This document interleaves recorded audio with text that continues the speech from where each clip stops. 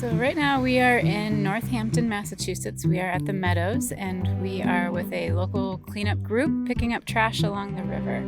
It's the 25th annual Source to Sea cleanup this year. So we have over 100 cleanup groups across the 4 states, and that represents a few thousand volunteers all working together, getting their feet wet, getting dirty for cleaner rivers. We realized in 2020, based on the data that was reported to us from the cleanup groups, there were over 10,000 beverage containers that were reported to us that year, and almost a quarter of those were the miniature liquor bottles, or the nips. Bottle bill, it's not a perfect system, but it's one of the best recycling plans that we have right now, and it does work. So if we can include more bottles in that, including the nips, we can try to keep this stuff out of our rivers. Just pull that bag out, we won't combine that. Every year, in addition to finding small trash, we also find big pieces of trash. So every year, tires are a big one that we find, lots and lots, hundreds and hundreds of tires.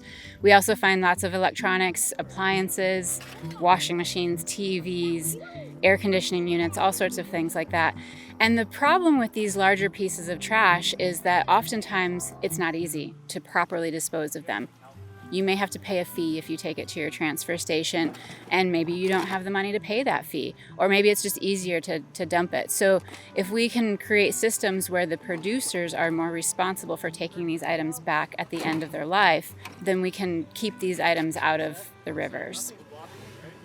The volunteers that come out for this event are just amazing. They are passionate, they care for their rivers, they make a big, big difference. Over the course of the 25 years that we've been doing this, the volunteers have pulled out over 1,200 tons of trash in that time. That's a mind-boggling amount of trash, and it wouldn't be possible without all the volunteers. So all of us at Connecticut River Conservancy and the river is very thankful for all of their hard work. It makes a big difference not just to the people who use the rivers for safety, but also to all of the wildlife that call that river home.